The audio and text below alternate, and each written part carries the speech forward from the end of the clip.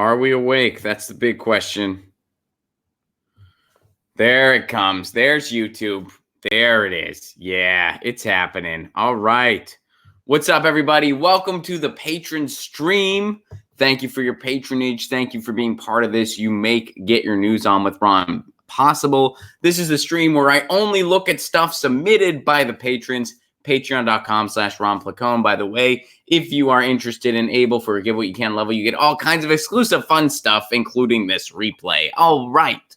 So our first thing comes from Chris, which Chris says this. Chris says, just like Jerry Brown, neo-lib corporate shill Gavin Newsom will continue to gas bag. I've never heard that phrase before, to be honest with you. Gas bag. About being for the environment and then let this slide by. Whoa. And I drop pens everywhere. All right. What is the this that Chris is referring to? Let's find out. Let's scroll up here. Here's the headline. Trump administration opens 1 million acres in California to fracking. Ouch. All right. So let's see what's going on. The Trump administration signed off on an order Thursday, that would be yesterday, that's intended to open up more than 1 million acres of land in California from the Central Coast to the San Joaquin Valley to fracking and conventional oil drilling. The Department of the Interior released the record decision that ends a 5-year moratorium. Okay, so we all know what fracking is. This is occurring in Fresno, Kern, Kings, Madera, San Luis Obispo, Santa Barbara, Tulare, and Ventura counties. A lot of beautiful land, by the way. San Luis Obispo. A lot of beautiful, beautiful places that are going to be fracked now. Okay, in the lead up to the decision, federal officials held public meetings in Bakersfield, San Luis Obispo, and Santa Barbara. Those meetings drew hundreds who turned out to protest any new drilling. All right, so here's what Gavin Newsom had to say about it. Now, here's the interesting part here. The decision comes less than a month after California Governor Gavin Newsom announced that his administration would crack down on fracking projects with a moratorium on new high-pressure steam injection wells and a scientific review of all fracking permit applications. Here's what Newsom said. These are necessary steps to strengthen oversight of oil and gas extraction as we phase out our dependence on fossil fuels and focus on clean energy sources. That's what Newsom said in his statement. Well, Governor Newsom, are you going to do anything about this? I mean, that is a literal example of up is down, war is peace, freedom is the police state. Hey, we're going to crack down on fracking. Oh, wait, Trump just said we're going to have a bunch of new acres available for fracking. We're cracking down on that thing that we're expanding. Doesn't work that way. Lucy's meowing. Do you hear her? She's excited about this. So hopefully it doesn't happen. I mean, really, like, we'll see what happens here. People are protesting. There's some people getting involved on the legal end of it to try to fight this stuff. And let's be totally honest here. Let's be totally real. Santa Barbara, San Luis Obispo, Ventura, these are places that have a couple bucks. And if we're being totally honest here, we know that the communities that are most susceptible to fracking are the ones that are poor and low income, because they don't have as much financial power to defend themselves. Places like Ventura, San Luis Obispo, Santa Barbara, these places got a few bucks. These are some of the wealthiest places in the country. So they're going to be standing up and saying, NIMBY, not in my backyard. Which in this case, of course, that's a good thing, because fracking shouldn't happen anywhere. You know, it's so fun when they say scientific review of fracking. If they did a legitimate, real scientific review of fracking, they would determine we should not be doing this. Because, I mean, scientific study after scientific study shows how dangerous it is, shows how much the oil and gas company commit violations. I told you guys, I did a study on the oil and gas fracking industry in Western Pennsylvania when I was doing my master's degree out there. I found out they have about 2,800 environmental infractions, violations per year. This was back in 2011. I don't know if it's changed since. But the year that I was examining for a research study I was doing, they had 2,800 environmental violations. 2,800. I don't know why they just didn't round it up to an even 3. So, Chris, thanks for sharing this. We'll see. We'll keep an eye on this and see what happens here. Hopefully, no drilling occurs. That's the hope. No drilling occurs.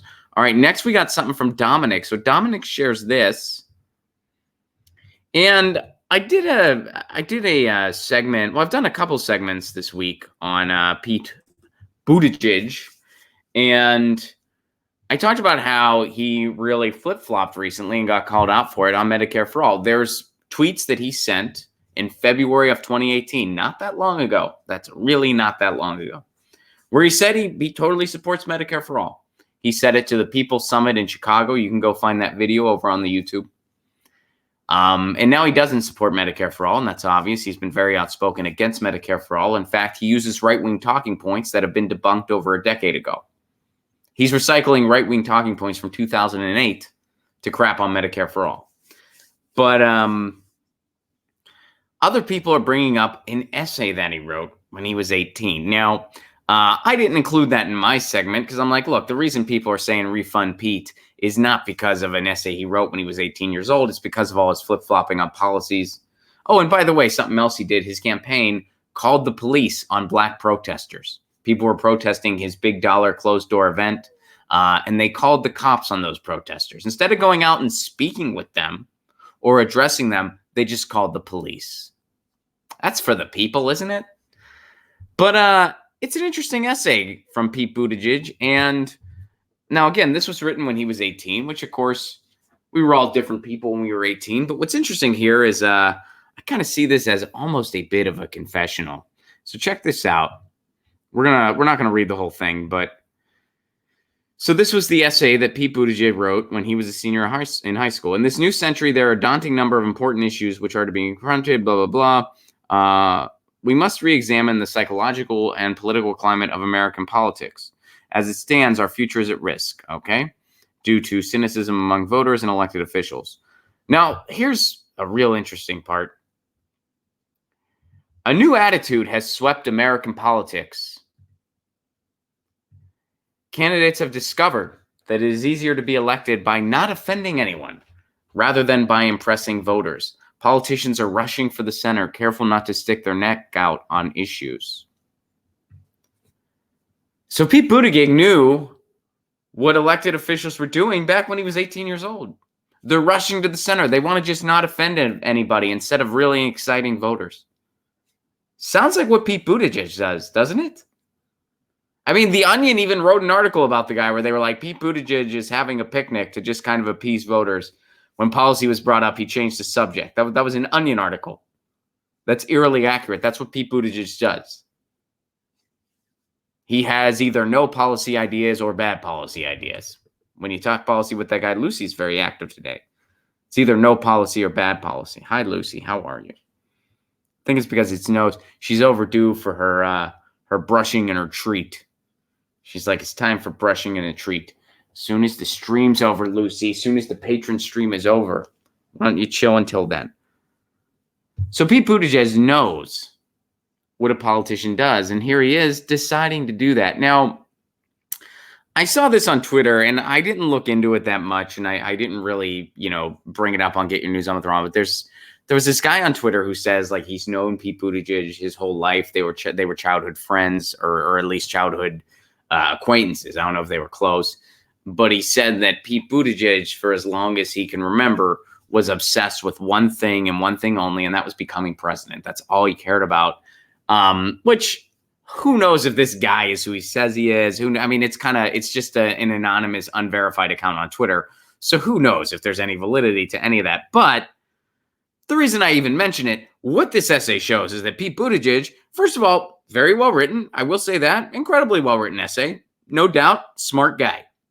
Definitely. No one's doubting Pete Buttigieg is a smart guy. Of course he is. I wish he would use his powers for good. But he understood what politicians were doing then. And if his main concern is winning and his own ego, which it seems like it, why else is Pete Buttigieg running? He barely learned how to become a mayor. Now he wants to hold the most powerful position in the world, pretty much. And he thinks he's qualified to do so. And he's willing to take big donor money. He's willing to take big Hollywood money. He's willing to cave on issues. He has proven all of that so far. When he was asked point blank, are you going to refuse billionaires' money? He condescendingly said no to the guy. And it was a young activist with the Sunrise Movement. They're like, hey, when you say we need to get money out of politics, does that include, having these closed-door dinners with these big donors and taking their money? He said no. He's like, no. So Pete Buttigieg has already proven that. He stands for no policies or bad policies. He's willing to flip-flop when his donors want him to. He's willing to take that donor money. He wanted to keep his donor dinners closed to the press for as long as he could. He finally had to cave on that because he got called out for it. He didn't handle racism in his own police department. He allowed gentrification to run wild. He lied to the People's Summit on Twitter about Medicare for All.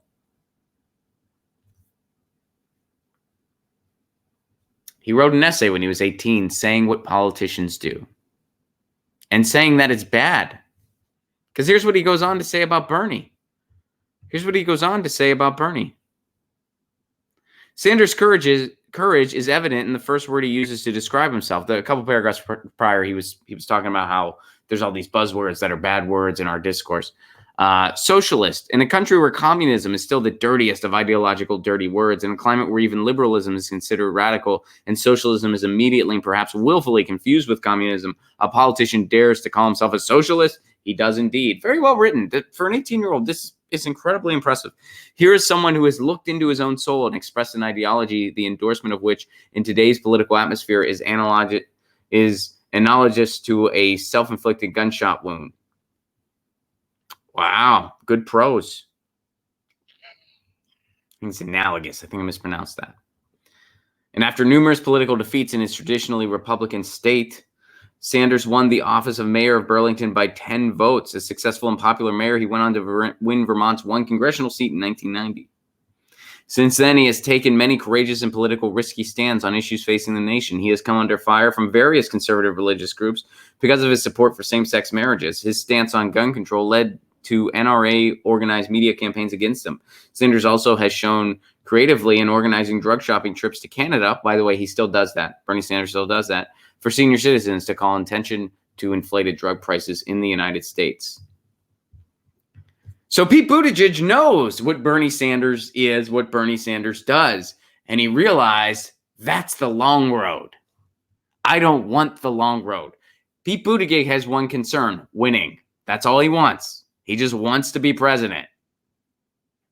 And I'm not basing that off of some anonymous person on Twitter who says they went to grade school with him. I don't know if there was any truth in that or not. I'm basing it off of his policy positions, the fact that he's barely learned how to be mayor, now he wants to be president, and his behaviors. And the fact that he unapologetically takes big donor money when he knows what it does. He knows what candidates do. It's not like he's just, some of these candidates, they really are, honestly, they're not really that in tune with what's going on. They're completely disconnected. They don't realize how, I don't want to say they don't know that what they're doing is wrong, because of course they do, but they just kind of just see it as a big game. Pete Buttigieg has been interested and involved in this process since a young age. He knows what he's doing. He knows where he lands, and he's decided that's easy street. I don't want to be like Bernie Sanders. I don't want to be the guy who stayed true to what he believed in, and his road was much longer and harder. I want to go from mayor to president. I don't want anything in between. I don't want to be that outsider, even though I know it's the right thing to do. Does that scream leader to you?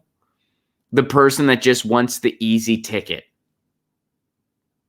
The word sellout gets used so much that it virtually means nothing, especially in the political realm. It gets overused so much.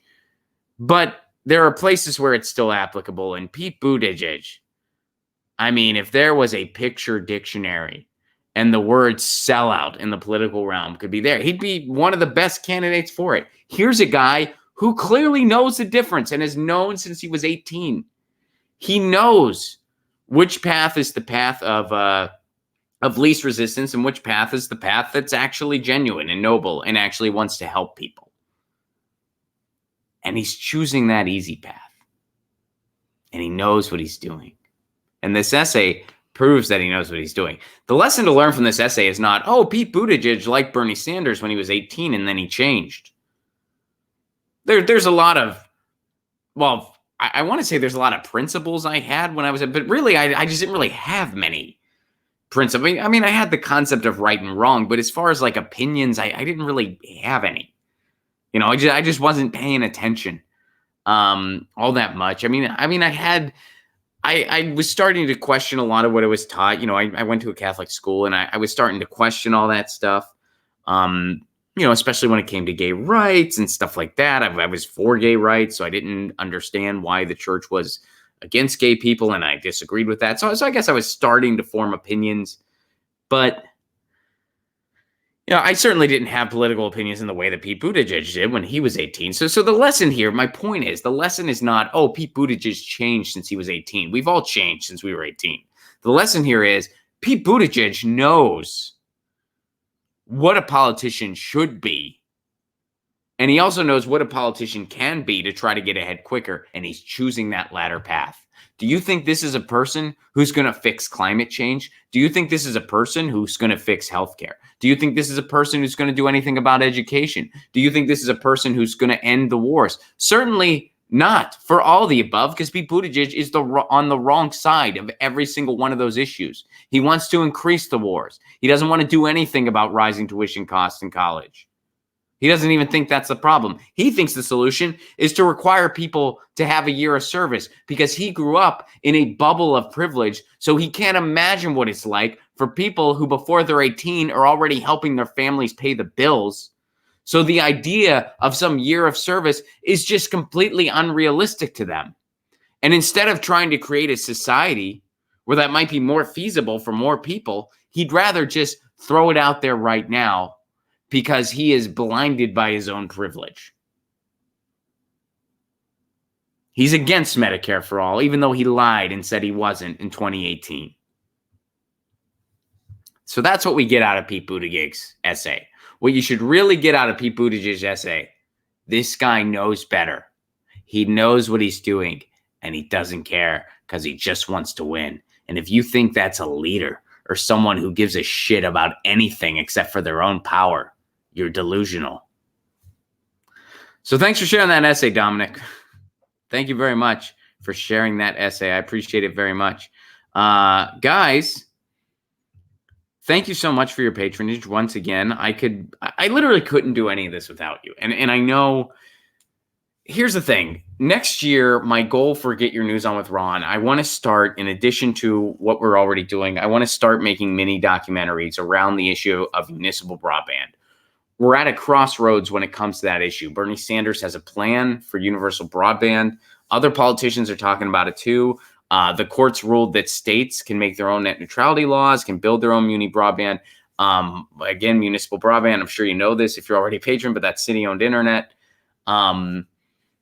There's a chance to really grow this movement significantly and to fight big cable. And why is this so important to me? Well, because I believe that without a solid communication vehicle, it will be incredibly difficult, if not impossible, to start solving all of our problems.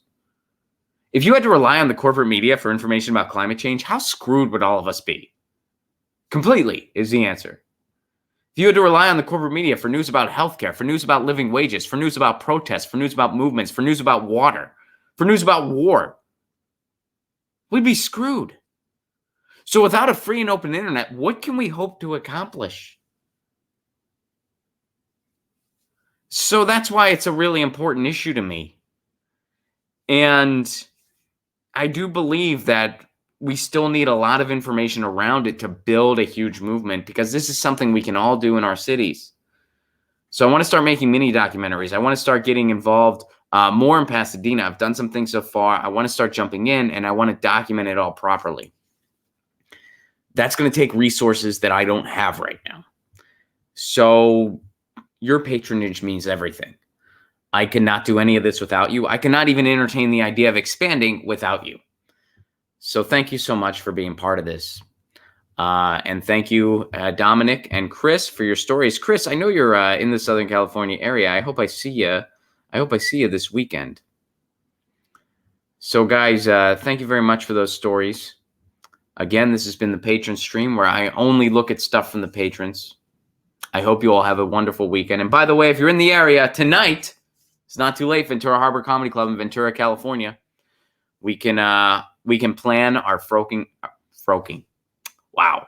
We can plan our fracking protests together. How about that? We'll plan our fracking protests together to make sure that Ventura does not get fracked. So we'll be there tonight. And then tomorrow night, of course, we're in Los Angeles. Jimmy Dore's going to be on that show. Steph Zamorano's going to be on that show. Rick Overton's even stopping by. So that's going to be a fun time. RonPlacone.com for those and all tickets. Thank you so much for your patronage. I cannot do any of this without you. Have an amazing weekend. You know the drill. Lucy says meow. I say peace. Peace.